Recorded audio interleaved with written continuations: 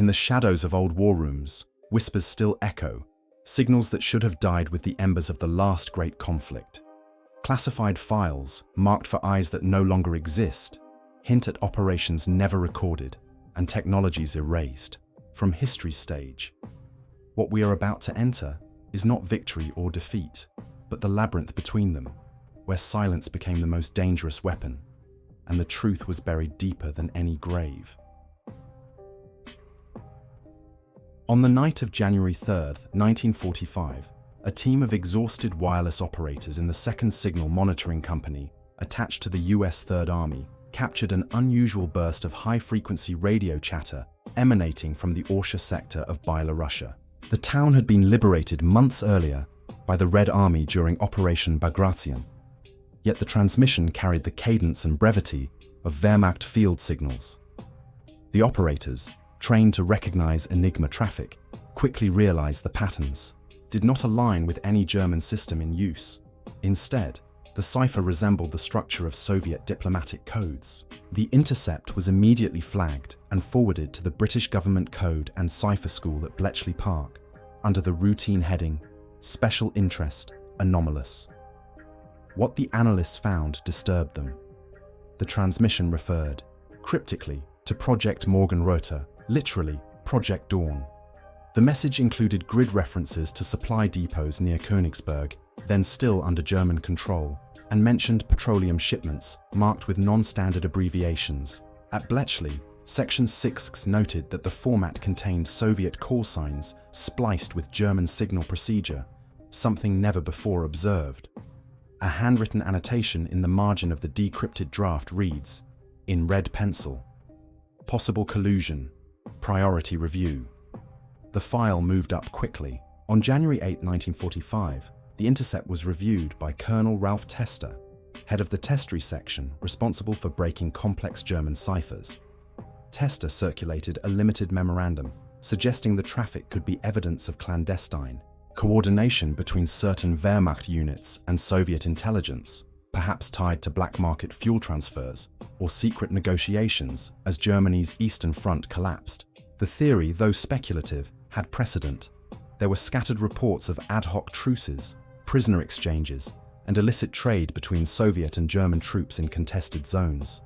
But Morgenröte did not look like field improvisation. It looked like an operation. Additional intercepts followed.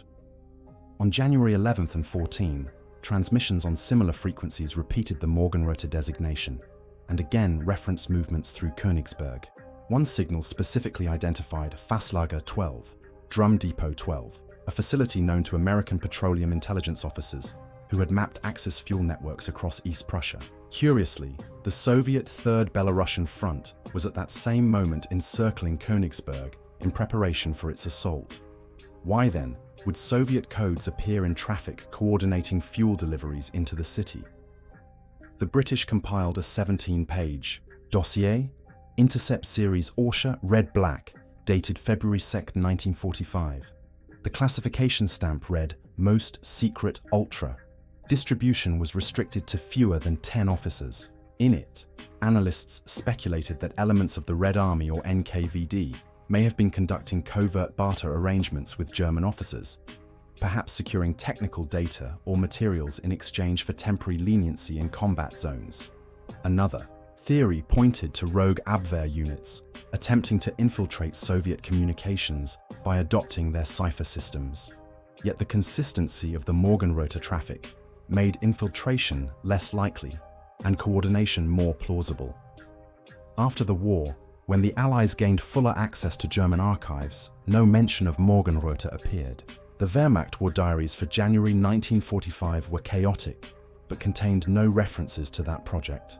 Soviet archives, opened briefly in the 1990s, also yielded nothing under that codename. However, one surviving Soviet logistical report from February 1945 noted unexplained petroleum shortages in forward tank armies, shortages that occurred despite rail records indicating the fuel had been dispatched from supply bases. British researchers, in the 1950s, quietly revisited the Orsha file, suspecting that German forces may have siphoned Soviet fuel shipments under cover of a clandestine agreement. If so, It would explain how German formations in East Prussia sustained defensive operations longer than Allied intelligence had predicted.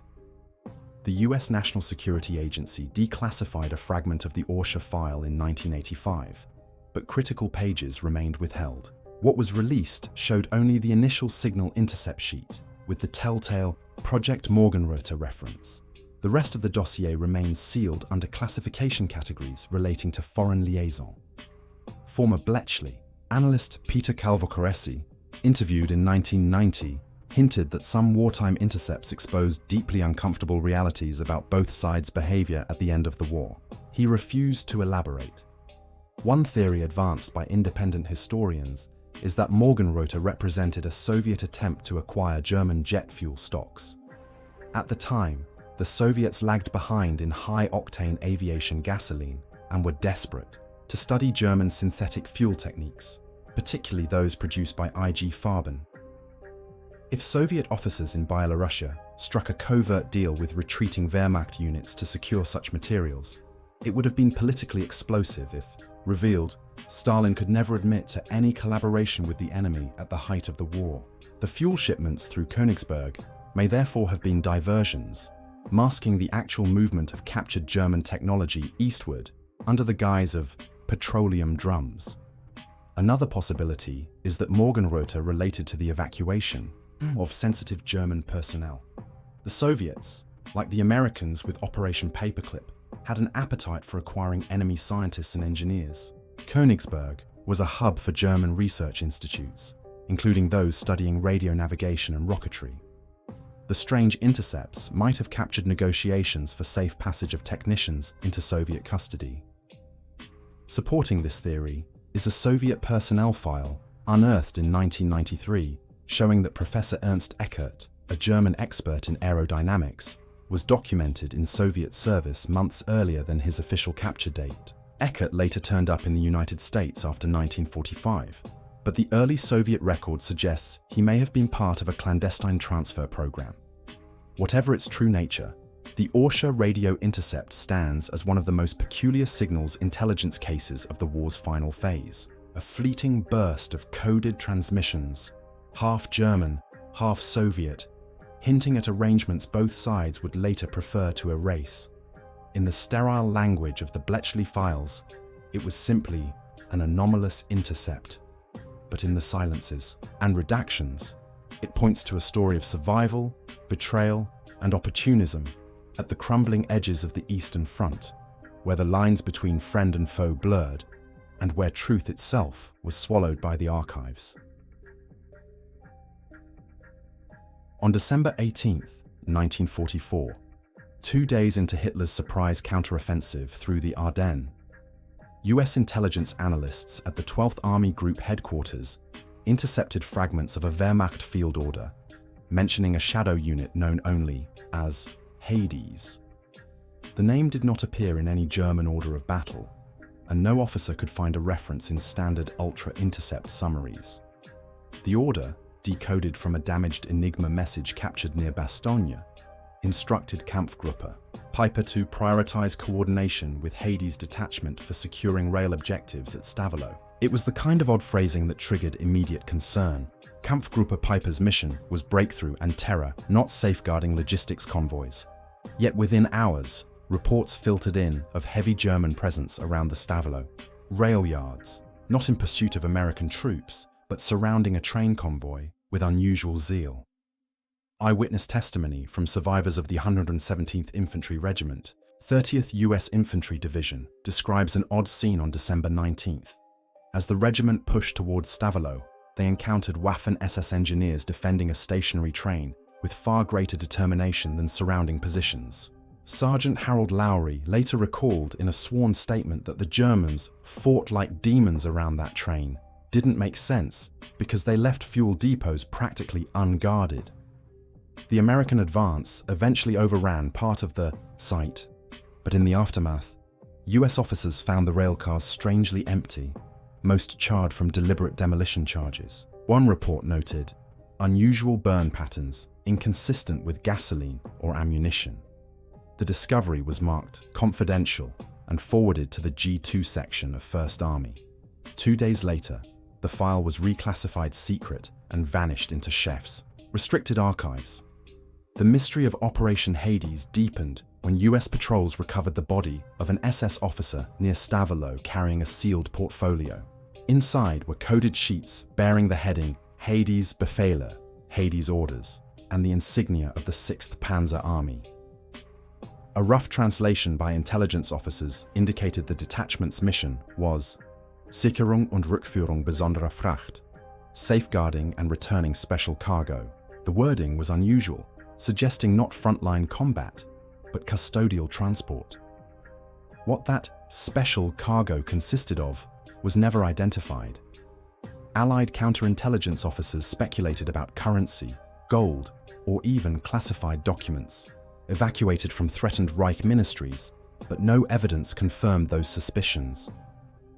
Post-war interrogations of captured SS officers produced fragmentary accounts. One junior officer from the Leibstandarte division admitted under questioning at Bad Mondorf in May 1945 that a special detachment Hades had been formed in early December 1944 under direct orders from Oberstgruppenführer Sepp Dietrich. Its personnel allegedly came from disparate SS engineering units and were tasked with securing containers transported by rail from Aachen to the interior of Germany. When pressed on what the containers held, the officer grew evasive, insisting only that they were not for combat use. Interrogators noted his nervous demeanor but recorded no further details. By 1946, the file on Operation Hades had grown to more than 60 pages of reports, witness statements, and fragments of decrypted messages. Yet the US Army's historical division never incorporated the case into its official histories of the Battle of the Bulge. A classified annex to the European Theatre of Operations reports, stamped secret no fawn, concluded, nature of cargo remains unidentified. Defensive actions at Stavelo disproportionate to strategic value. Recommend permanent archival restriction. The annex remained sealed until 1979, when a heavily redacted version surfaced through a Freedom of Information request. Even then, entire pages remained blacked out. Theories flourished among military historians.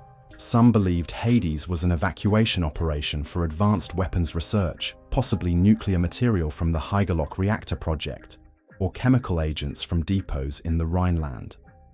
The unusual burn patterns in the Stavelo railcars, described by US engineers as leaving ceramicized residue, gave rise to speculation about exotic fuels or compounds. Others argued the mission was political, perhaps removing sensitive archives from the Reich Chancellery or SS headquarters in Berlin before they could be captured.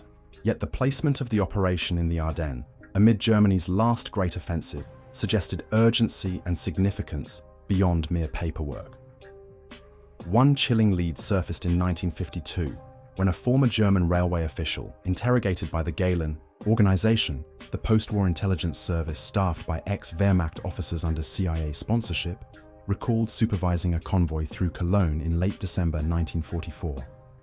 He insisted the train bore crates labeled with obscure Reich security designations and that SS guards referred to the load as Hadesfracht, Hades cargo. According to his testimony, the convoy never reached its declared destination. Records showed the train was rerouted toward Leipzig, then vanished.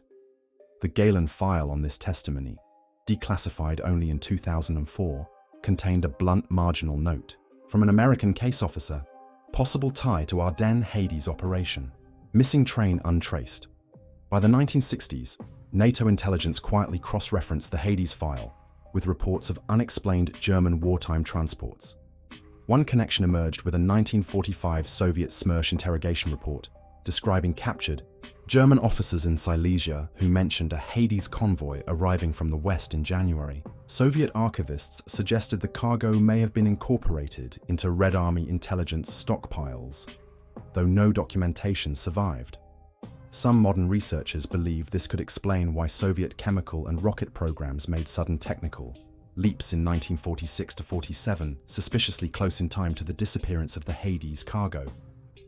The unanswered questions give Operation Hades a uniquely unsettling character. Unlike most Wehrmacht operations, its purpose was not battlefield success, but protection and relocation of something deemed so critical that elite SS troops were pulled from combat during one of Germany's last desperate offensives. The official: silence in both Allied and German archives. No surviving order of battle entries, no railway manifests, no clear witness testimonies, suggests deliberate suppression. When British historian Nigel West examined the Ardennes ultra-decrypts in the 1980s, he noted gaps in the sequence of messages, with several intercepts concerning special detachment activity missing from the archive. He concluded that those intercepts had likely been removed for reasons outside historical interest. Today, the Operation Hades file sits in US National Archives under Record Group 319, Box 2267, still partially classified. Researchers who have seen the surviving fragments describe them as frustratingly opaque, hinting at something vast and unsettling, yet offering no resolution. The charred railcars at Stavelot, the missing train near Leipzig, the evasive testimonies of SS officers, all point to a secret deliberately concealed in the fog of Germany's final winter. In the official history of the Ardennes, the Hades detachment does not exist. Yet in the darker corners of classified files, it remains a spectre of the war. A ghost unit guarding cargo whose contents have never been publicly named. In the summer of 1946, British Royal Navy clearance divers assigned to Operation Teardrop, the Allied effort to dismantle remaining U-boat facilities, were sent to the Baltic port of Rostock. The city, once a thriving hub of German naval construction, lay in ruins under Soviet occupation. Yet within the shattered concrete pens of the Kriegsmarine's U-boat base at Warnemünde, the British team discovered something unexpected. Beneath a reinforced section of collapsed roofing, an intact submarine, hull sealed behind poured concrete barriers. The vessel bore no identification number on its conning tower, only faint, stenciled marks along its pressure hull.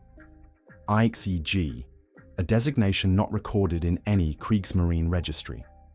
The diver's initial survey, dated 2 July 1946, reported that the submarine exhibited unusual features. It carried a snorkel system with a design distinct from the standardized Type 1D installations introduced only months earlier, suggesting it was an experimental prototype.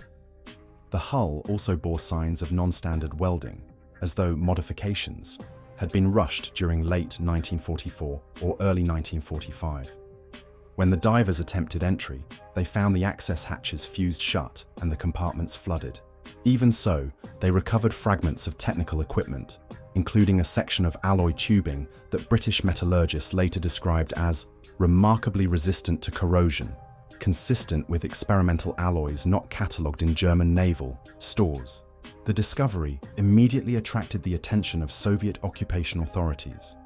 Rostock lay within the Soviet zone, and within 48 hours of the British report being filed, a detachment of Red Army engineers arrived on site, ordering the British to withdraw. The commanding officer of the British team, Lieutenant Commander Henry Stanhope, later wrote in his private notes, preserved in the Admiralty archives, that the Soviets appeared already aware of the sealed hull's existence and displayed an unusual urgency in securing the site. The British were denied further access. Within days, Soviet barges and heavy equipment surrounded the pen, and all observations ceased. Despite Soviet control, fragments of the British divers' findings circulated in London. A memorandum from the Naval Intelligence Division, dated 15 August 1946, references the Rostock vessel under the codename Unit 9 Ghost. The memo speculates that the submarine may have been part of a late-war project to transport materials by sea, possibly rare metals or chemical compounds. The key detail was a note scribbled by one of the divers describing sealed canisters in forward compartment, size comparable to fuel drums. The divers had not opened the containers, but their unusual placement and the extraordinary measures taken to conceal the vessel suggested cargo of high importance.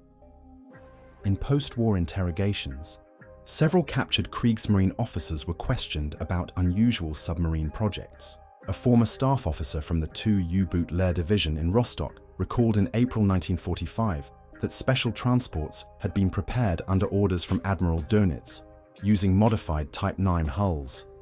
He claimed these transports were intended to carry Kampfstahl, war steel, and Versuchsstoff, experimental materials, to secure facilities in Norway. Yet the officer admitted that one such boat never sailed, being sealed instead for later recovery. His testimony aligns eerily with the Rostock find, though his statements were dismissed at the time as post-war self-preservation. By the early 1950s, intelligence circles in both East and West whispered about the Rostock U-boat. Soviet naval development appeared to accelerate dramatically between 1947 and 1950, particularly in snorkel technology and hull metallurgy. Western analysts speculated that the Soviets had extracted valuable technical data or even intact cargo from the Rostock hull. An internal CIA report from 1953, declassified only in 2008, concluded, "It is plausible that Rostock submarine contained metallic elements or compounds consistent with advanced alloy research, which may have contributed to post-war Soviet advances in jet turbine construction." The report noted the alloy fragment recovered by British divers, suggesting it was similar to high-temperature nickel-based compounds under development by IG Farben. Equally troubling was the complete erasure of Unit WWII's ghost from naval records. The Kriegsmarine's meticulous war diaries, seized by the Allies, list every U-boat commissioned up to 1945. No Eichsee hull corresponds to the Rostock submarine. When British naval historian Jürgen Rover compiled his definitive post-war U-boat listings, he acknowledged persistent rumors of an unidentified Rostock hull, untraceable in German records. He dismissed it as myth, though his private correspondence, released after his death, revealed he had reviewed the diver's original log and found it credible. Adding weight to the mystery, a 1961 West German parliamentary inquiry into missing wartime materials uncovered testimony from a former IG Farben chemist. He claimed that in early 1945, a consignment of liquid metal alloys had been prepared for shipment from Ludwigshafen to a naval transport in the Baltic. These alloys, he explained, were experimental coolants designed for use in compact reactors. No record exists of the shipment arriving at its destination. The chemist's testimony, redacted from public records, was forwarded to NATO intelligence.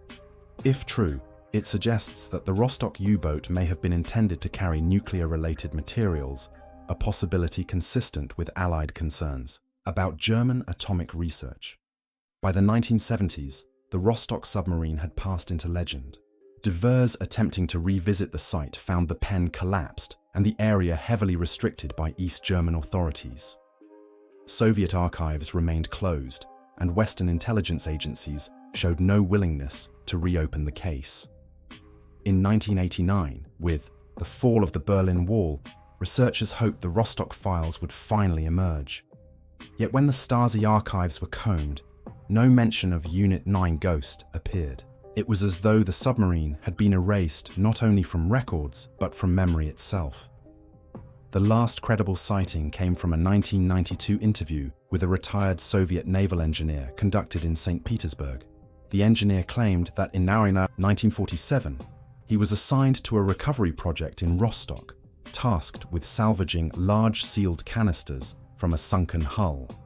He described the canisters as gleaming, seamless, extremely heavy, and noted that they were transported by rail, under guard to facilities outside Moscow. When asked what became of them, he replied simply, "That was not our concern. They disappeared into another service." He refused to elaborate further. Today, the Rostock U-boat remains one of the most unsettling mysteries of the war's aftermath. A sealed submarine, unrecorded in any Kriegsmarine registry, guarded fiercely by the Soviets, and carrying cargo that may have shaped the trajectory of Cold War technology. The diver's notes, fragmentary and yellowed, are all that remain of the original discovery. In the sterile language of naval intelligence, the file is marked closed, unresolved. Yet in the whispers of historians and intelligence veterans, it remains a ghost vessel, an Eichsee without a number, a cache without an explanation, and a reminder that the end of the war was not the end of its secrets. In the aftermath of Japan's surrender in August 1945, American occupation authorities launched a vast program of interrogations and document seizures. While much of the focus fell on Imperial Army generals and government officials in Tokyo, certain files filtered into a separate stream, one that never entered the public record of the International Military Tribunal for the Far East. These were the Nanking Interrogation Files, a series of reports compiled between January and May 1946 by US Army Counterintelligence Corps officers and Naval Technical Mission personnel at Sugamo Prison. The transcripts, stamped secret and restricted to a handful of War Department staff, contained references to a joint Axis research program known as Chrysanthemum Black. The program emerged during questioning of Major Kenji Takahashi, a former Kempeitai intelligence officer attached to the Central China Area Army. Takahashi, under heavy guard at Sugamo, revealed in March 1946 that his unit had facilitated exchanges with German medical and technical officers in occupied Manchuria as early as 1942. According to his statement, Luftwaffe transports had landed at Harbin airfields on at least 3 occasions, delivering scientific equipment and departing with sealed cargo provided by the Kwantung Army. The purpose, he said, was the transfer of human experimentation data, records, of plague, frostbite, and chemical testing performed at facilities such as Unit 731. In return, German officers allegedly provided technical papers on aviation fuels and nerve agents, then under study at laboratories tied to IG Farben. Takahashi called the arrangement Kikyo Kuro Chrysanthemum Black. The Americans pressed him for details. The interrogation transcript, 41 pages long, noted his specific mention of Luftwaffe U-290 heavy transports routed through Odessa, then occupied by Axis forces, onward to Manchuria. He claimed German personnel carried Schutzkisten, protective, cases sealed with lead to house biological samples. Though no corroborating manifests were found in German archives, Takahashi's testimony was consistent with fragmentary intercepts collected by Allied SIGINT in 1943, which mentioned unusual, long-range Luftwaffe flights eastward. Analysts at Arlington Hall quietly reopened those intercepts and noticed codename overlaps.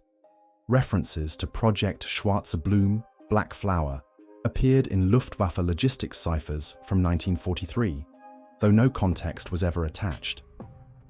In April 1946, the Americans expanded the scope of the investigation. They interrogated Colonel Masanori Yamaguchi, a chemical warfare officer stationed in Nanking from 1940 to 1944. Yamaguchi confirmed the existence of Chrysanthemum Black, describing it as an agreement above my station, arranged by the Kempeitai, with the Germans. He recalled handling crates marked with both Japanese and German stencils, which were escorted under guard to Shanghai's port facilities. Yamaguchi alleged that some of these crates were transferred to German U-boats operating out of Penang, part of the Monsun Gruppe, a flotilla tasked with long-distance supply missions to Japan. The most disturbing detail came when he admitted that the crates often contained human specimens preserved in formalin, collected from experiments on Chinese prisoners. The Germans valued our results, Yamaguchi reportedly said, and we valued their nerve agent formulas. His statement was transcribed verbatim, then sealed under top secret. American authorities reacted with unease. Officially, the Tokyo war crimes trials sought to expose atrocities like the Nanking massacre and Unit 731's crimes. Yet the notion of a coordinated Axis research program implicating German scientists, and by extension, potentially Allied custody, of those same scientists post-war was politically explosive. At the very same moment, the US was conducting Operation Paperclip, transferring German researchers in chemical and biological warfare to American laboratories. Public revelation of Chrysanthemum Black would have tainted that effort irreparably. On May 12, 1946, Brigadier General Charles Willoughby, MacArthur's Chief of Intelligence, circulated a memo recommending termination of further interrogations on the subject. His memorandum, preserved in fragmentary form in US Army archives, argued that continuation of this line of inquiry risks exposure of sensitive programs incompatible with the objectives of occupation. The file was reclassified, withdrawn from circulation and placed under restricted custody. Several of the interrogated Japanese officers, including Takahashi and Yamaguchi, were quietly excluded from prosecution lists and instead held indefinitely before being released in the early 1950s, yet traces of the Nanking interrogation files surfaced intermittently. In 1951, the CIA compiled a classified review of wartime Axis scientific cooperation. One section, citing Sugamo interrogations, noted that Chrysanthemum Black may have involved joint experimental data exchanges in biological and chemical warfare with possible operational field testing. The review speculated that certain anomalous typhus outbreaks in Eastern Europe in 1943 could have been linked to experimental strains transmitted through covert channels. The section was excised from the final report distributed to policymakers. For decades, the files remained buried. Not until the 1980s did fragments begin to leak through Freedom of Information requests. A heavily redacted transcript of Takahashi's 1946 interrogation was declassified in 1987, showing only the barest outline. References to German aircraft in Harbin, biological samples, and coordination with Kempitai Section 8. Even stripped of detail, the transcript ignited debate among historians. Could Nazi Germany and Imperial Japan, thousands of miles apart, truly have coordinated secret exchanges of medical atrocity data? Critics dismissed it as coerced testimony. Supporters pointed to corroborating operational facts: German long-range flights to Manchuria, U-boat supply missions in the Indian Ocean, and the well-documented desperation of both Axis partners for technological advantage. A further piece of evidence emerged in 1999 when Russian archivists opened limited SMERSH interrogation files. One document described a German chemical officer captured in Silesia in May 1945, who under Soviet questioning admitted knowledge of a chrysanthemum project involving Japanese bacteriological work. He claimed he had never seen the results himself, but had been told by Luftwaffe staff that our friends in the East are working on plague and cold resistance research beyond our capacity. The Soviet report cross-referenced this to black flour, matching the Luftwaffe intercepts unearthed decades earlier. To this day, the full Nanking interrogation files remain classified, their unredacted content withheld under national security exemptions. The surviving fragments sketch the outline of a hidden wartime alliance, one in which human suffering in occupied Asia became bargaining currency in the global arms race of the Axis powers.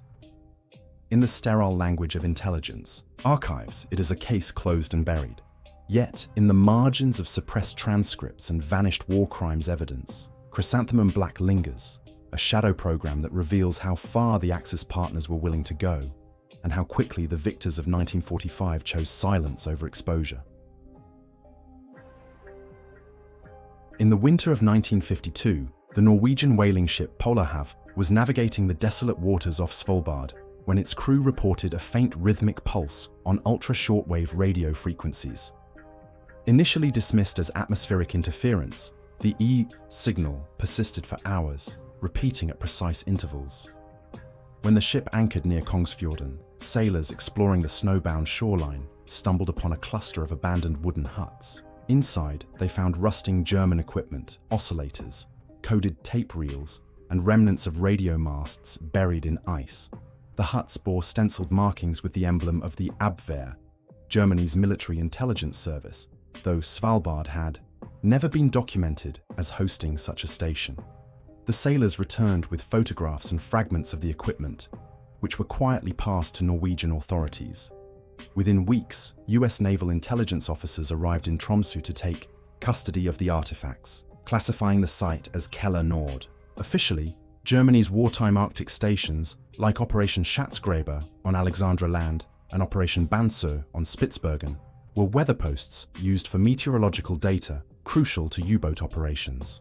But the Keller Nord site did not match known configurations. The oscillators recovered were far more sophisticated, capable of frequency-hopping transmissions. Several reels of coded tape were marked with Serie H, an encryption series not found in Wehrmacht cipher archives.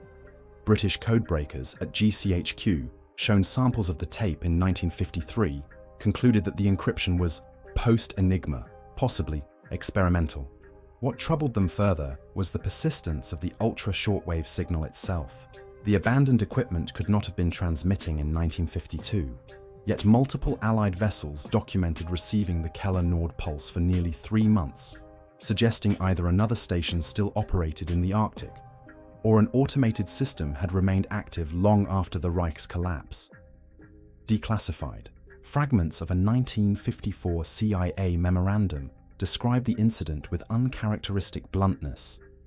Discovery of Keller-Nord constitutes evidence that German intelligence networks in Arctic zones persisted beyond May 1945. Transmission apparatus indicates post-surrender operation. Probability of exfiltration routes for Axis personnel via polar stations cannot be discounted. The memo further noted that several sailors from the Polarhav had been summoned to Oslo and sworn to secrecy under NATO directive. Their statements were not included in official maritime logs. The Soviets were equally alert. In 1955, a Soviet naval patrol reported dismantling a German-origin station on Franz Josef Land, equipped with advanced radio parts similar to those at Keller-Nord. Soviet intelligence files opened briefly in the 1990s referred to these sites collectively as Arkticheski Prizrak, the Arctic Phantom. Their analysts suspected that during the final months of the war, elements of the Abwehr and Kriegsmarine established fallback listening posts across the Arctic archipelago to maintain communication with U-boats and possibly to monitor Allied shipping lanes into Murmansk. The Soviets further speculated that some stations remained manned well after Germany's surrender, operated by stranded personnel unwilling or unable to return home. There are scattered accounts in Soviet records of emaciated German survivors captured on remote islands as late as 1951, though these were never publicly acknowledged. One of the most haunting details comes from a Norwegian intelligence report dated April 1952, describing a reel of tape recovered from Keller-Nord that carried a series of numbers in 5-digit groups. The pattern resembled one-time pad traffic, the gold standard of espionage communications. Attempts to break it failed, and the tape was filed under unsolved ciphers. The last surviving reference, from a 1961 NATO working group, states only, "Cipher remains unbroken, possible link to post-war clandestine networks." After that, the trail ends. Historians examining the case in the 1970s drew connections to Odessa, the rumored post-war Nazi escape organization. They argued that Keller-Nord may have functioned as a communications hub for escape routes through Scandinavia to South America. Supporting this theory was the curious fact that one of the oscillators recovered bore post-war British vacuum tubes manufactured in 1948, 3 years after Germany's defeat. Whether these were later modifications by Allied testers or evidence of a station maintained beyond 1945 has never been settled. The British Ministry of Defence refused comment when questioned in 1977, citing national security interests. Local law in Svalbard still recalls strange sightings. Hunters in the late 1940s reported lights on remote headlands and voices speaking German on crackling radios. Norwegian Coast Guard logs mention several unexplained fires in isolated huts, often discovered long after the fact. One elderly whaler interviewed in 1983 claimed he had seen men in black greatcoats abandoning a shack near Ny-Ålesund in 1949, disappearing onto a small boat that melted into the Arctic fog. Such accounts are unverifiable, but align with the broader mystery of Keller-Nord, evidence of ghostly persistence long after the Reich was gone. The most disturbing aspect of the case lies in what was never disclosed. NATO archives confirm that all Keller-Nord material was transported to Camp King in West Germany, a former Luftwaffe interrogation center repurposed by the CIA. No records exist of its subsequent analysis. The sailors who discovered the site remained silent, bound by secrecy agreements until their deaths. When one of them, Jens Solheim, attempted to publish a memoir in 1968 mentioning the station, Norwegian authorities intervened, confiscating the manuscript under Cold War-era security laws. The book never appeared. Today, The Keller Nord file remains partly declassified, its gaps as revealing as its contents. A station that should not have existed, transmitting long after its creators were gone. Oscillators too advanced for 1944, encryption tapes no one has broken, and post-war components embedded in wartime ruins. Was it the remnant of a lost Abwehr operation, a Cold War experiment masked as Nazi debris, or evidence of escape networks, spanning from the Arctic to distant continents? The archives do not say. All that endures is the pulse, a faint signal in the high latitudes, recorded by ships in 1952, marking a ghost station in the ice where history, secrecy, and survival blurred into one. The documents close, the voices fade, yet the weight of secrecy lingers like frost that never melts. We leave behind shattered codes and sealed archives, but their shadows remain, hidden in the folds of history. Perhaps the war never truly ended. It simply changed uniform and vanished into the dark. And somewhere, beneath ice, steel, or silence, the echoes still wait, unseen, unclaimed, daring us to listen for them once more.